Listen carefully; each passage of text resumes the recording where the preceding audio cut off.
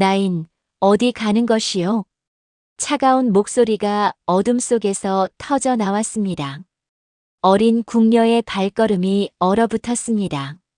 달빛만이 희미하게 비추는 행랑채 골목. 그녀는 참을 수 없는 급함에 혼자 화장실로 향했던 것이었습니다. 하지만 감찰상궁의 눈은 밤에도 궁궐 구석구석을 감시하고 있었습니다. 혼자 가려 했소. 궁녀는 고개를 들 수 없었습니다. 궁궐의 규칙은 명확했습니다. 화장실에 갈 때는 반드시 둘 이상이 함께 가야 했습니다. 혼자 간다는 것은 규율 위반이었습니다. 여러분은 이 장면이 과장이라고 생각하실 수도 있습니다. 하지만 조선시대 궁궐에서는 용변을 보는 것조차 자유가 아니었습니다. 화려한 경복궁, 넓고 웅장한 창덕궁. 그 안에는 수백 명의 궁녀가 살았고 수천 명의 사람들이 매일 드나들었습니다. 그런데 이상한 점이 있습니다. 왕이 머무는 내전 어디를 둘러봐도 화장실이 보이지 않습니다. 왕과 왕비가 생활하던 공간, 신하들이 정사를 논하던 정각. 그 어디에도 용변을 해결할 공간이 없었던 것입니다. 그렇다면 왕은 어디서 용변을 봤을까요? 왕비는요? 그리고 하루 3,000명이 넘게 활동하던 궁궐에서 500명이 넘는 궁녀들은 어떻게 이 문제를 해결했을까요? 이 단순해 보이는 질문 뒤에는 조선 왕실의 가장 은밀하고도 충격적인 시스템이 숨어 있었습니다. 권력의 정점에 있던 왕조차 자유롭지 못했던 일상. 궁녀들에게는 화장실에 가는 것조차 혼자서는 허락되지 않았던 현실. 그리고 하루 3,000명분의 배설물을 처리해야 했던 거대한 시스템. 오늘 우리는 조선 궁궐의 가장 숨겨진 이야기를 들여다보려 합니다. 화장실이라는 너무나 일상적인 공간을 통해 드러나는 권력과 차별 그리고 통제의 역사. 왕이 정전에서 신하들과 정사를 논하던 중이었습니다. 갑자기 왕의 표정이 굳어졌습니다. 잠시 쉬도록 하자. 신하들이 물러가고 왕은 급히 내전으로 향했습니다. 그리고 조용히 보기나인을 불렀습니다. 매화틀을 대령하라. 보기나인은 즉시 움직였습니다. 그녀가 가져온 것은 디귿자 모양의 나무 틀이었습니다. 높이 약 30cm. 위면에는 직사각형 구멍이 있고 발간 우단으로 윗부분이 감싸져 있었습니다. 틀 밑에는 구리 그릇이 서랍처럼 밀고 당길 수 있게 설치되어 있었습니다. 이것이 바로 조선 왕의 전용 변기 매화틀이었습니다. 왕이 용변을 보는 동안 보기나인은 장막 밖에서 대기했습니다. 하지만 완전히 혼자인 것은 아니었습니다. 왕의 일거수일투족은 항상 누군가의 시선 안에 있어야 했습니다. 볼일을 마친 왕이 신호를 보내면 보기나인이 들어와 뒤처리를 도왔습니다. 그리고 구리 그릇에 담긴 배설물을 조심스럽게 꺼냈습니다. 여기서 놀라운 일이 벌어집니다. 보기나인은 그것을 버리지 않았습니다. 바로 내의원으로 가져갔던 것입니다. 조선왕 조실록과 궁중 기록들은 이 장면을 명확히 전하고 있습니다. 왕의 배설물은 매화라는 고상한 이름으로 불렸습니다. 소변은 비라고 했습니다. 왕의 몸에서 나온 것이기에 일반적인 단어를 쓸 수 없었던 것입니다. 내의원의 어휘들은 배설물의 색깔, 상태, 냄새를 세밀하게 관찰했습니다. 심지어 맛까지 확인하는 경우도 있었습니다. 왕의 건강은 곧 국가의 안위였기 때문입니다. 배설물 하나로 왕의 식사, 수면, 스트레스 상태를 파악할 수 있었습니다. 이상이 발견되면 즉시 처방이 내려졌습니다. 조선시대 왕에게 화장실은 필요 없었습니다. 하지만 그것은 편리함이 아니라 또 다른 형태의 감시였습니다.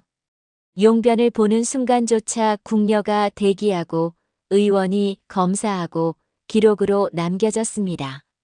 프랑스 베르사유 궁전에도 화장실이 없었다고 합니다. 귀족들은 정원 조각상 뒤에 숨어 볼일을 봤습니다.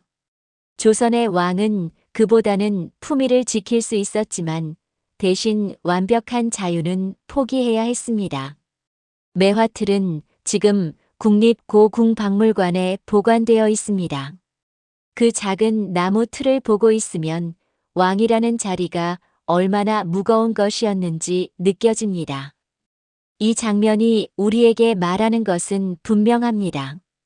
왕이라는 자리는 최고의 권력이었지만 동시에 가장 철저히 관리되고 통제된 삶이었습니다. 승정원일기는 이렇게 기록합니다. 왕의 몸은 곧 나라의 몸이요. 왕의 건강은 백성의 안위와 직결된다.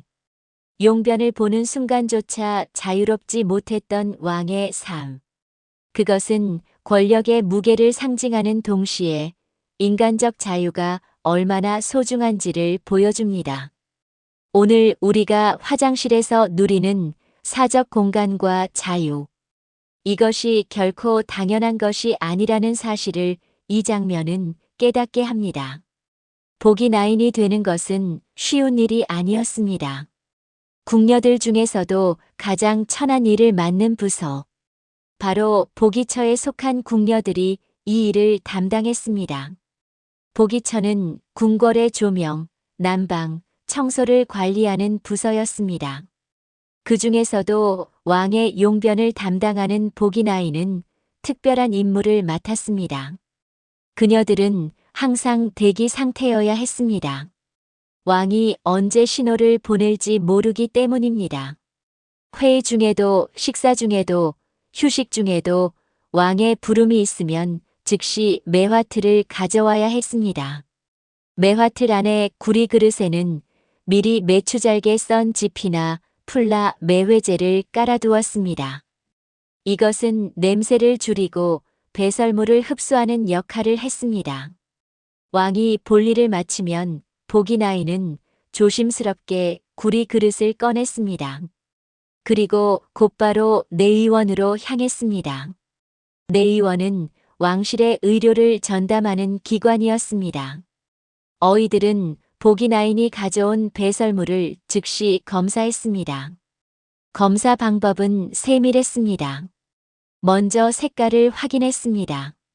짙은 갈색인지 검은색에 가까운지 혈흔이 섞여 있는지 색만으로도 왕의 소화 상태와 내부 출혈 여부를 파악할 수 있었습니다. 다음은 냄새였습니다. 부패한 냄새가 나는지 비정상적으로 시큼한 냄새가 나는지 확인했습니다. 그리고 상태를 살폈습니다. 너무 단단한지 무른지 물기가 많은지 이 모든 정보가 왕의 식사와 약재 처방에 반영되었습니다. 때로는 맛까지 확인했다는 기록도 있습니다. 현대인의 감각으로는 상상하기 어렵지만 당시에는 이것이 가장 직접적인 건강 진단 방법이었습니다. 단맛이 나면 당뇨를 의심했고 쓴맛이 강하면 간 기능 이상을 추정했습니다. 검사 결과는 즉시 보고되었습니다. 전하, 오늘 용변의 상태가 좋지 않사옵니다. 어떤 점이 문제인가? 색이 지나치게 어두우며 냄새가 평소와 다르옵니다. 처방을 내리도록 하라. 이렇게 하루에도 여러 차례 왕의 건강이 체크되었습니다. 승정원 일기에는 왕의 건강 기록이 상세히 남아 있습니다. 임금께서 오늘 아침 용변을 보셨으나 상태가 좋지 않아 내의원에서 약을 올렸다는 식의 기록이 수없이 등장합니다. 왕의 배설물은 단순한 배설물이 아니었습니다. 그것은 국가 통치의 기반이었고 의료 데이터였으며 기록으로 남겨야 할 역사였습니다. 그런데 이 시스템에는 아이러니가 있습니다. 왕의 건강을 지키기 위한 장치가 동시에 왕의 사생활을 완전히 박탈하는 구조였다는 점입니다. 보기나인들은 이 일을 평생 해야 했습니다. 그녀들에게 선택권은 없었습니다. 궁에 들어온 순간 정해진 운명이었습니다. 보기나인과 내의원의 시스템은 조선의 의료 수준을 보여주는 동시에 권력 구조의 냉혹함을 드러냅니다. 왕의 건강을 지키기 위해 누군가는 평생 이 일을 감당해야 했습니다. 동의보감에는 이런 구절이 있습니다. 배설물의 상태를 관찰하면 몸의 내부를 들여다볼 수 있다. 조선의 의학은 이미 배설물 검사의 중요성을 알고 있었습니다. 하지만 그 지식이 실행되는 과정에는 신분 차별과 희생이 따랐습니다. 오늘날 우리는 병원에서 검사를 받을 때 익명성이 보장됩니다. 이 평범한 권리가 조선시대에는 상상조차 할 수 없었다는 사실을 기억해야 합니다. 왕만 매화틀을 사용한 것은 아니었습니다. 왕비, 대비, 후궁들도 각자의 처소에서 이동식 변기를 사용했습니다. 하지만 여기에는 미묘한 차이가 있었습니다. 왕의 배설물은 내의원에서 철저히 검사했지만 왕비의 것은 그 정도로 엄격하지 않았습니다. 왕비도 분명 왕실의 중요한 인물이었습니다. 하지만 건강관리의 우선순위에서는 왕보다 한 단계 아래였습니다. 계축일기를 보면 이런 대목이 나옵니다. 중전마마의 몸이 불편하시어도 내의원의 진찰은 왕께서 허락하신 후에야 이루어졌다. 왕비의 건강조차 왕의 승인이 필요했던 것입니다. 후궁들은 더욱 차별을 받았습니다. 그녀들도 매화틀을 사용했지만 배설물 검사는 거의 이루어지지 않았습니다. 임신했을 때나 왕의 특별한 관심을 받을 때만 예외적으로 건강 체크가 있었습니다. 왕족 남성들, 즉 대군이나 군들은 어떠했을까요? 그들은 매화틀을 사용하기도 했지만 때로는 실제 화장실을 이용하기도 했습니다. 왕처럼 철저한 감시와 검사를 받지는 않았기 때문입니다. 그런데 여기서 흥미로운 기록이 하나 있습니다. 광해군에 관한 이야기입니다. 광해군은 조선의 왕들 중에서도 매우 독특한 인물이었습니다. 임진왜란의 혼란 속에서 세자로 책봉되어 전쟁을 수습하며 실무 경험을 쌓았습니다. 그는 실용주의적 성향이 강했습니다. 계축일기에는 광해군이 매화틀을 거부하고 실제 화장실을 사용했다는 기록이 남아 있습니다. 왕세자 이지의 유모였던 덕환이라는 궁녀가 임목대비 앞에서 불평을 늘어놓은 내용입니다. 전하께서는 대비마마를 뵙기 전에도 매번 화장실을 들락날락하셔서 시간을 지체하십니다. 덕환은 광해군이 화장실 가는 것을 불경한 행동으로 여겼습니다. 하지만 광해군의 입장에서는 어땠을까요?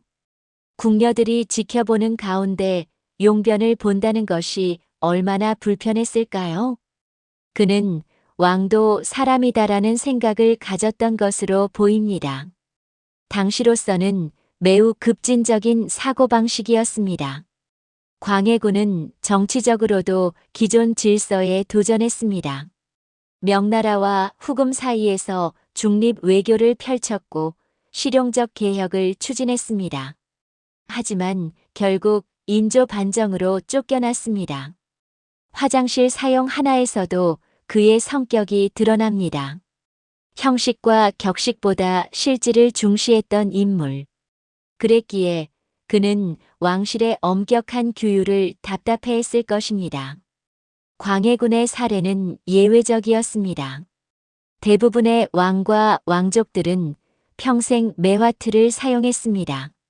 그것이 왕실의 품격을 지키는 방법이라고 믿었기 때문입니다. 왕실 내부에서도 성별과 지위에 따라 화장실 문화가 달랐습니다. 왕은 철저한 검사를 받았고 왕비는 그보다 덜했으며 후궁은 거의 관심을 받지 못했습니다. 여기에는 조선시대의 성차별과 권력 서열이 그대로 반영되어 있습니다.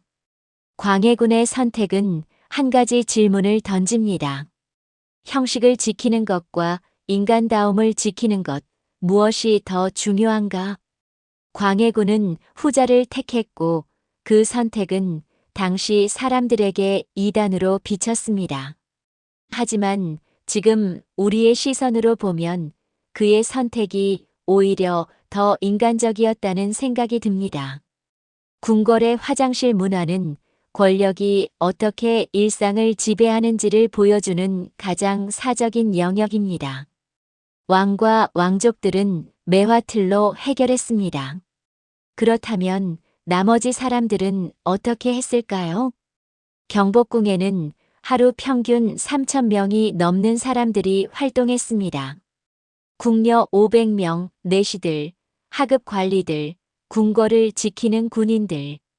이들 모두가 매화틀을 쓸 수는 없었습니다.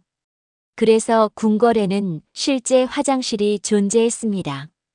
경복 궁배치도와 궁궐지를 보면 경복궁에만 28곳의 화장실이 있었다는 기록이 나옵니다. 창덕궁과 창경궁에는 각각 21곳이 있었습니다. 그런데 이 화장실들은 왕이 머무는 내전에서 멀리 떨어진 곳에 지어졌습니다. 왜일까요? 냄새 때문이었습니다. 당시 기술로는 화장실의 악취를 완벽하게 제거할 수 없었습니다. 그래서 왕의 품격을 지키기 위해 화장실은 궁궐 주변부에 배치되었습니다. 문제는 이 거리였습니다. 궁녀들이 생활하는 처소에서 화장실까지는 상당히 멀었습니다. 급한 일이 생겨도 한참을 걸어가야 했습니다. 게다가 화장실의 규모도 문제였습니다. 경복궁의 면적은 약 43만 제곱미터입니다. 그 넓은 공간에 화장실 28곳, 하루 3,000명이 사용하기에는 턱없이 부족했습니다. 2021년 7월 놀라운 발견이 있었습니다. 문화재청 국립강화문화재연구소가 경복궁 동궁 남쪽 지역에서 조선시대 대형 화장실 유적을 발굴한 것입니다. 이 화장실은 1868년 고종 5년에 경복궁을 중건하면서 만들어진 것으로 추정됩니다. 크기는 가로 10.4m, 너비 1.4m, 깊이 1.8m의 긴 직사각형 석조 구덩이였습니다. 가장 놀라운 점은 정화 시스템이었습니다. 물이 들어오는 입수구 1개와 물이 나가는 출수구 2개가 설치되어 있었습니다. 입수구의 바닥면이 출수구보다 80cm 낮게 설계되어 있었습니다. 이 구조 덕분에 유입된 물이 분뇨와 섞이면서 발효를 촉진하고 부피를 줄여 바닥에 가라앉게 했습니다. 분뇨에 섞인 오수는 정화수와 함께 출수구를 통해 궁궐 밖으로 배출되었습니다. 발효된 분뇨는 악취가 줄어들 뿐만 아니라 독소가 빠져 비료로 사용할 수 있었습니다. 국립강화문화재연구소의 오동선 연구사는 이렇게 설명했습니다. 이 구조는 현대식 정화조 구조와 유사합니다. 부패조, 침전조, 여과조로 구성된 현대식 정화조의 원리가 이미 150년 전 조선에 존재했던 것입니다. 한국생활악취연구소의 이장훈 소장은 더욱 놀라운 평가를 내렸습니다. 150여 년 전에 정화시설을 갖춘 경복궁 대형 화장실은 세계적으로도 유례가 없습니다. 17세기까지 유럽 궁전과 성에는 화장실이 없었습니다. 유럽과 일본에서는 분뇨를 포함한 모든 생활하수를 함께 처리하는 시설이 19세기 말에 들어서야 정착되었습니다. 조선의 기술이 유럽보다 200년 앞서 있었다는 의미입니다. 발굴된 화장실의 규모로 볼 때 한 번에 최대 10명이 사용할 수 있었고 하루에 약 150명이 이용 가능했을 것으로 추정됩니다. 이 화장실은 동궁 권역의 하급관리, 궁녀, 군인들이 주로 사용했을 것으로 보입니다. 토양 분석 결과 1g당 1만 8천 개의 기생충 알과 오이, 가지, 들깨, 씨앗이 검출되었습니다. 이것은 당시 궁궐 사람들의 식단을 보여주는 귀중한 자료이기도 합니다. 궁궐의 화장실 발굴은 조선이 단순히 유교 예법만 강조한 나라가 아니었음을 증명합니다. 실용적 기술과 위생 관리 시스템을 갖춘 선진 사회였습니다. 세종실록에는 이런 구절이 있습니다. 백성의 건강은 나라의 근본이요. 위생은 건강의 시작이다. 조선은 이미 위생의 중요성을 알고 있었고 그것을 실천했습니다. 오늘날 우리가 누리는 정화 시스템의 원리가 이미 150년 전에 존재했다는 사실. 이것은 조상들의 지혜가 결코 뒤떨어지지 않았음을 보여줍니다. 역사를 공부하는 이유는 과거를 자랑하기 위함이 아니라 선조들의 지혜를 배우고 오늘에 적용하기 위함입니다. 궁녀 김 씨는 밤늦게 잠에서 깼습니다. 배가 아팠습니다. 하지만 혼자 화장실에 갈 수 없었습니다. 규칙은 명확했습니다. 화장실에 갈 때는 반드시 둘 이상이 함께 가야 했습니다. 김 씨는 옆에서 자고 있는 동료 궁녀를 깨웠습니다. 미안하지만 함께 가줄 수 있겠소? 동료는 피곤한 눈을 비비며 일어났습니다. 급하면 어쩔 수 없지. 두 사람은 어둠 속을 걸어 화장실로 향했습니다. 내전에서 화장실까지는 꽤 먼 거리였습니다. 여름밤이었지만 궁궐은 조용하고 어두웠습니다. 화장실 건물은 궁궐 주변부에 있었습니다. 외떨어진 곳이라 무서웠습니다. 그래서 궁녀들은 혼자 가기를 꺼렸습니다. 밤에는 더욱 그랬습니다. 문헌 기록에는 궁녀들은 둘셋이 함께 화장실에 갔다는 기록이 남아 있습니다. 이것이 정식 규칙이었는지 아니면 자연스럽게 형성된 관습이었는지는 명확하지 않습니다. 하지만 분명한 것은 혼자 가는 것이 권장되지 않았다는 점입니다. 이유는 여러 가지였습니다. 첫째, 안전 문제였습니다. 궁궐은 넓었고 화장실은 외진 곳에 있었습니다. 밤에 혼자 다니다 다칠 수도 있었고 길을 잃을 수도 있었습니다. 둘째, 감시의 목적도 있었습니다. 궁녀들끼리 서로를 지켜보게 만들어 이상한 행동을 하지 못하게 하려는 의도였습니다. 궁궐 밖으로 몰래 나가려 한다거나 금지된 만남을 시도한다거나 하는 일을 막기 위함이었습니다. 셋째, 서로 돕기 위함이기도 했습니다. 화장실에서 갑자기 몸이 아프거나 쓰러지면 함께 간 사람이 도와줄 수 있었습니다. 하지만 이 규칙은 궁녀들에게 또 다른 부담이었습니다. 급한 일이 생겨도 동료를 깨워야 했습니다. 밤늦게 다른 사람을 방해하는 것이 미안했습니다. 그래서 일부러 물을 적게 마시거나 참는 궁녀들도 많았습니다. 여름에는 악취 때문에 더욱 힘들었습니다. 조선시대 화장실은 현대식 수세식이 아니었기 때문에 냄새가 심했습니다. 궁궐에서는 이 문제를 해결하기 위해 향나무를 화장실 주변에 심었습니다. 또한 청소를 자주 했습니다. 하지만 그럼에도 불구하고 여름철 화장실은 견디기 어려운 곳이었습니다. 겨울에는 다른 문제가 있었습니다. 추위 때문에 화장실 가는 것 자체가 고역이었습니다. 그래서 겨울에는 요강 사용이 늘어났습니다. 각 처소마다 요강이 비치되어 있었고 세수간나인들이 이를 관리했습니다. 하지만 요강을 사용한다 해도 그것을 비우고 씻는 일은 누군가 해야 했습니다. 그 일 역시 하급 궁녀나 무수리들의 몫이었습니다. 궁녀들의 삶은 겉으로 보기에는 화려해 보였을지 모릅니다. 왕실을 모시는 영광스러운 자리. 하지만 실제로는 작은 일상조차 자유롭지 못한 삶이었습니다. 화장실에 가는 것조차 혼자 할 수 없는 현실. 이것이 궁녀들이 겪어야 했던 통제와 감시의 한 단면이었습니다. 궁녀들의 화장실 규칙은 안전과 관리라는 명분 아래 이루어진 통제였습니다. 가장 사적인 순간조차 혼자일 수 없었던 그녀들의 삶. 한중록에는 해경궁 홍씨가 궁궐 생활의 답답함을 토로한 대목이 나옵니다. 궁중에서는 작은 일 하나도 마음대로 할 수 없었다. 화장실에 가는 것조차 자유가 아니었다면 그녀들의 삶은 얼마나 답답했을까요? 오늘 우리는 언제든 혼자 화장실에 갈 수 있습니다.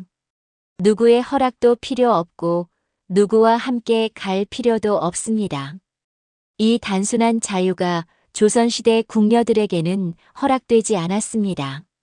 자유란 거창한 것이 아니라 이런 작은 일상에서 시작되는 것임을 이 이야기는 깨닫게 합니다. 궁궐에는 특별한 관청이 하나 있었습니다. 전연사. 이름만 들으면 무슨 일을 하는 곳인지 알기 어렵습니다. 하지만 이곳의 역할은 명확했습니다. 궁궐의 모든 분녀와 생활 쓰레기를 수거하고 처리하는 일. 전연사에는 관료를 제외하고 48명의 인원이 소속되어 있었습니다. 이들은 매일 궁궐의 28개 화장실을 순회하며 분녀를 수거했습니다. 하루 3,000명이 넘는 사람들이 활동하는 공간. 그만큼 배출되는 분뇨의 양도 어마어마했습니다. 전연사 직원들은 새벽 일찍 움직이기 시작했습니다. 해가 뜨기 전에 일을 마쳐야 했습니다. 왕과 왕족들이 일어나기 전에 궁궐이 깨끗하게 정리되어 있어야 했기 때문입니다. 그들은 큰 항아리와 수레를 이용해 분뇨를 담았습니다. 냄새가 심했고 힘든 노동이었습니다. 하지만 이 일은 반드시 해야 했습니다. 궁궐의 위생이 무너지면 전염병이 퍼질 수 있었기 때문입니다.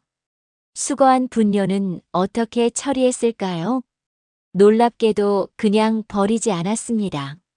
당시 분뇨는 귀중한 자원이었습니다. 농사의 필수적인 비료였던 것입니다. 전연사는 수거한 분뇨를 궁궐 밖의 농민들에게 판매했습니다. 이것은 일종의 수익 사업이기도 했습니다. 궁궐의 분뇨는 특히 인기가 있었습니다. 왜일까요? 궁중 사람들의 식사가 좋았기 때문입니다. 영양가 높은 음식을 먹은 사람의 분뇨는 비료로서 품질이 좋았습니다. 농민들은 기꺼이 돈을 내고 궁궐의 분뇨를 사갔습니다. 이 시스템은 실용적이었습니다. 쓰레기를 처리하는 동시에 수익을 창출하고 농업 생산성까지 높였습니다.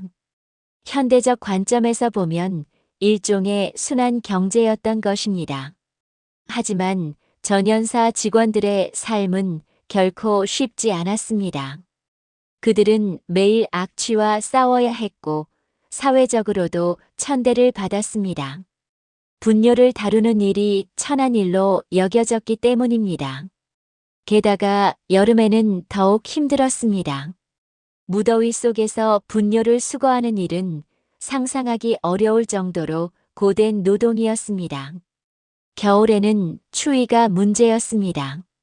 얼어붙은 분뇨를 처리하는 것도 쉬운 일이 아니었습니다.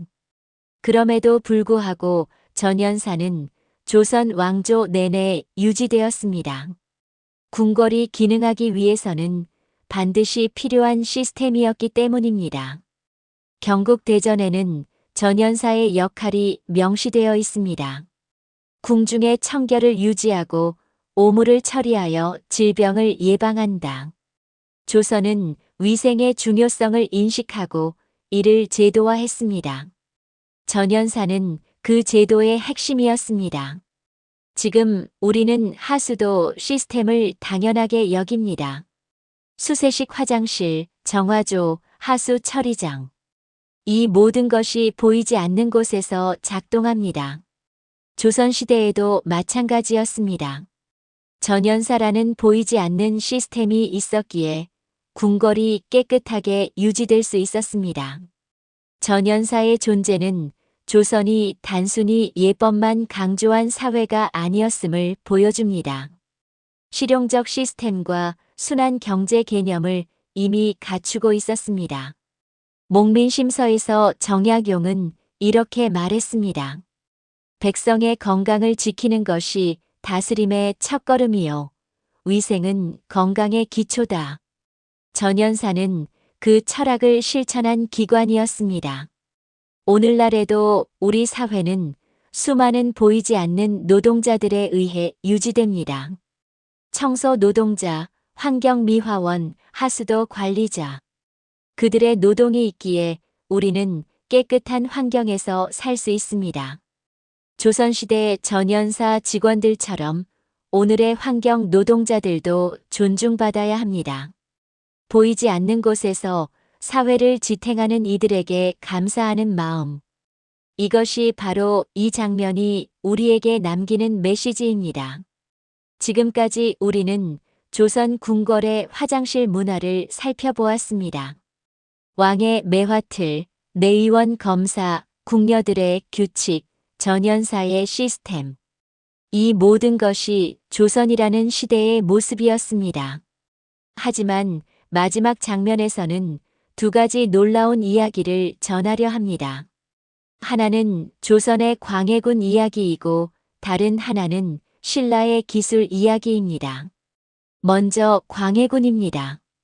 앞서 잠깐 언급했지만 광해군은 매화틀을 거부하고 실제 화장실을 사용한 왕이었습니다. 개축일기의 기록에 따르면 그는 왕세자 시절부터 이런 습관이 있었습니다. 유모 덕환이 임목대비 앞에서 불평한 내용이 이를 증명합니다. 전하께서는 대비마마를 뵙기 전에도 매번 화장실을 가십니다. 덕환은 이것을 불경한 행동으로 여겼습니다. 하지만 광해군의 입장은 달랐을 것입니다. 그는 임진왜란의 혼란 속에서 세자로 책봉되어 전쟁을 직접 겪었습니다. 피란길에서 백성들과 함께 생활하며 현실의 고단함을 몸소 느꼈습니다. 그런 경험이 그를 실용주의자로 만들었습니다. 형식보다 실질을, 격식보다 편의를 중시하는 성향. 화장실 사용은 그의 그런 면모를 보여주는 작은 사례였습니다. 광해군은 정치에서도 실용주의를 추구했습니다. 명나라와 후금 사이에서 중립 외교를 펼쳤습니다. 의리보다 실리를 선택한 것입니다. 대동법을 확대하여 백성의 부담을 줄이려 했습니다. 동의보감을 완성하여 의료 지식을 체계화했습니다. 하지만 그의 실용주의는 당시 사대부들에게 받아들여지지 않았습니다. 인조 반정으로 쫓겨난 후 그는 제주도로 유배되었습니다. 그곳에서 19년을 살다가 생을 마쳤습니다. 광해군의 화장실 사용은 사소한 일처럼 보입니다. 하지만 그 속에는 왕도 사람이다라는 깊은 철학이 담겨 있었습니다. 이제 신라 이야기로 넘어가겠습니다. 2005년 경주 월성 발굴 과정에서 놀라운 발견이 있었습니다. 신라시대 수세식 화장실 유적이 나온 것입니다. 기원 후 7세 기경의 것으로 추정되는 이 화장실은 매우 정교했습니다. 물이 흐르는 수로와 연결되어 있었고 배설물이 자동으로 씻겨 나가는 구조였습니다. 당시 신라의 수도 경주에는 풍부한 물이 있었습니다. 형산강과 여러 개울이 흘렀고 인공수로도 잘 발달해 있었습니다. 신라는 이 물을 이용해 수세식 화장실을 만들었던 것입니다. 이것은 조선보다 무려 1000년 앞선 기술이었습니다. 그렇다면 왜 조선에서는 이 기술이 사라졌을까요? 첫째, 물 문제였습니다. 한양 서울은 경주만큼 물이 풍부하지 않았습니다. 청계천이 있었지만 궁궐 전체에 수로를 연결하기에는 부족했습니다. 둘째, 지형 문제였습니다. 경주는 비교적 평탄한 분지였지만 한양은 산으로 둘러싸인 분지였습니다. 물을 끌어올리고 흘려보내는데 기술적 어려움이 있었습니다. 셋째, 사회적 인식의 변화도 있었습니다. 조선은 유교를 국가 이념으로 삼으면서 형식과 격식을 중시했습니다. 실용적 기술보다 예법을 더 중요하게 여기는 분위기가 있었습니다. 하지만 2021년 경복궁에서 발굴된 정화 시스템은 조선도 기술을 포기하지 않았음을 보여줍니다. 물을 이용한 수세식은 아니었지만 정화조 방식으로 대안을 찾았던 것입니다. 신라의 수세식 화장실과 조선의 정화조 화장실. 두 시스템 모두 당시로서는 매우 선진적이었습니다. 시대와 환경에 맞게 최선의 방법을 선택한 것입니다. 광해군의 선택은 우리에게 묻습니다. 형식과 인간다움, 무엇이 더 중요한가? 신라의 기술은 우리에게 말합니다. 우리 조상들의 지혜는 결코 뒤떨어지지 않았다. 삼국사기에는 신라의 과학기술에 대한 기록이 많이 남아 있습니다. 첨성대, 황룡사 구층 목탑, 석굴암. 신라는 뛰어난 기술력을 가진 나라였습니다. 조선 역시 세종실록의 치국이, 해시계, 물시계 기록을 보면 과학을 소홀히 하지 않았습니다. 다만 시대마다 강조점이 달랐을 뿐입니다. 오늘 우리가 배워야 할 교훈은 이것입니다. 과거를 무조건 찬양하거나 무시하지 말고 그 속에서 지혜를 찾아야 한다는 것. 광해군의 실용주의도 신라의 기술력도 조선의 정화 시스템도 모두 배울 점이 있습니다. 역사는 과거의 기록이 아니라 오늘을 살아가는 지혜의 원천입니다. 여러분, 지금까지 우리는 7가지 장면을 통해 조선 궁궐의 가장 은밀한 공간을 들여다보았습니다. 왕의 매화틀에서 시작해 보기나인의 헌신, 왕비와 후궁의 차별, 궁궐에 숨겨진 28개의 화장실, 궁녀들의 규칙, 전연사의 시스템, 그리고 광해군의 선택과 신라의 기술까지. 이 모든 이야기가 서로 떨어진 장면처럼 보일 수 있습니다. 하지만 실은 하나의 큰 진실로 연결되어 있습니다. 권력이 일상을 어떻게 지배하는가? 차별이 어떻게 작은 부분에까지 스며드는가? 그리고 그 속에서도 인간다움을 지키려는 노력이 있었다는 것. 조선왕 조실록과 개축일기, 승정원일기 같은 기록들은 모두 같은 메시지를 전합니다.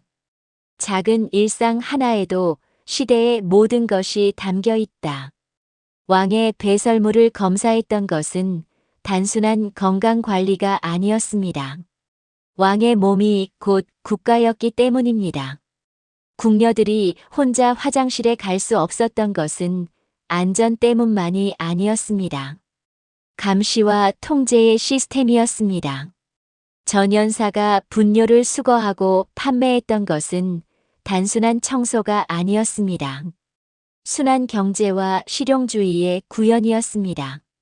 이 7가지 장면은 결국 하나의 질문으로 모입니다. 과연 무엇이 인간다운 삶인가?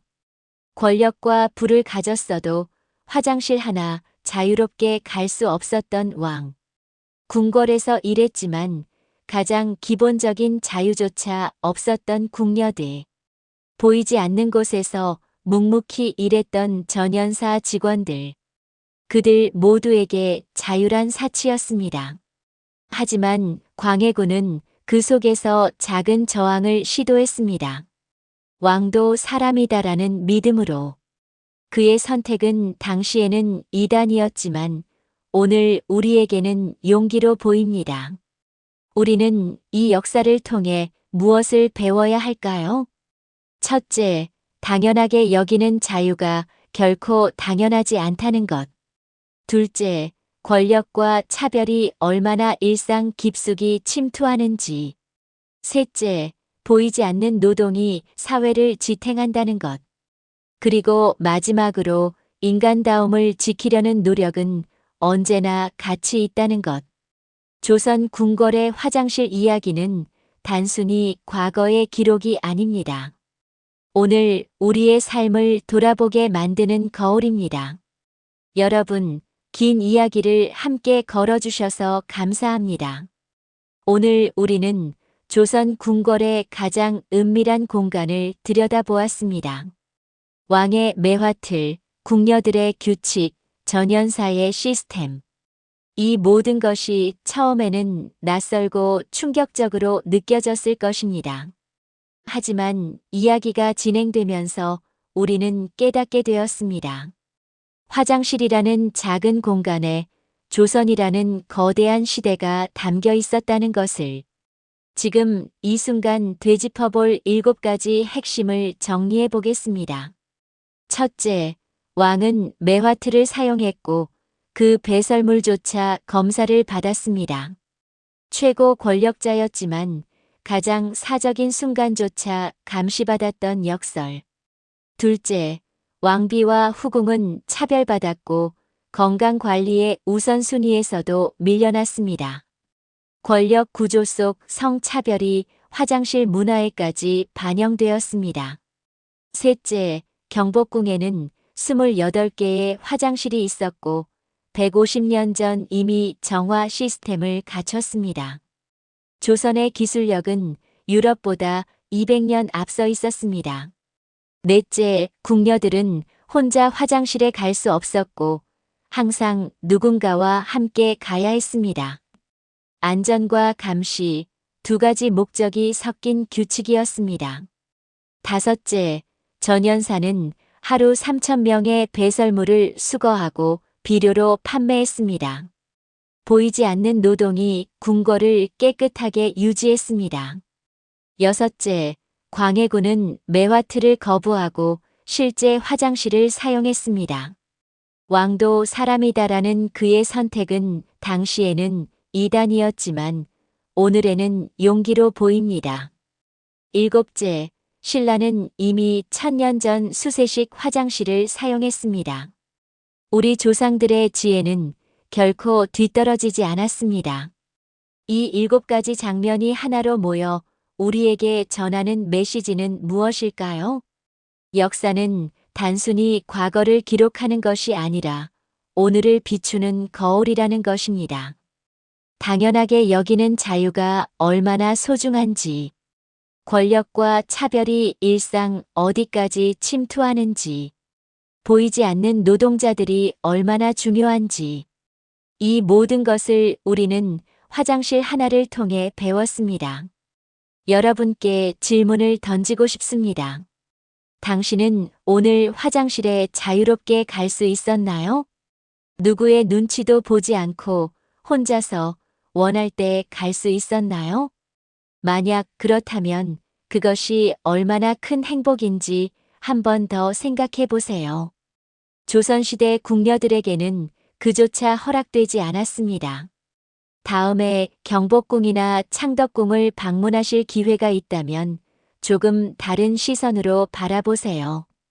화려한 정각과 아름다운 정원 뒤에 숨겨진 사람들의 삶을, 왕의 권위를 지키기 위해 희생된 궁녀들의 자유를, 보이지 않는 곳에서 일했던 전연사 직원들의 노고를, 그리고 그 모든 것을 기록으로 남긴 조상들의 지혜를. 역사를 배우는 이유는 과거를 자랑하기 위함이 아닙니다. 오늘 우리가 누리는 것들이 얼마나 소중한지 깨닫고 더 나은 미래를 만들기 위함입니다. 오늘 이야기 중 가장 인상 깊었던 장면이 무엇이었나요? 조선시대 궁궐 사람들의 삶에서 가장 놀라웠던 점은 무엇인가요? 여러분의 생각을 댓글로 남겨주세요. 이 이야기가 단순히 과거의 기록으로 끝나지 않고 여러분과 함께 나누는 성찰의 시간이 되기를 바랍니다. 역사는 오래전 이야기가 아니라 오늘 우리에게 길을 비추는 등불입니다. 긴 시간 함께 걸어주신 여러분께 깊은 감사를 드립니다. 다음 이야기에서 또 다른 시대의 숨결을 함께 만나러 가겠습니다. 여러분의 하루가 자유롭고 평안하시기를 바랍니다.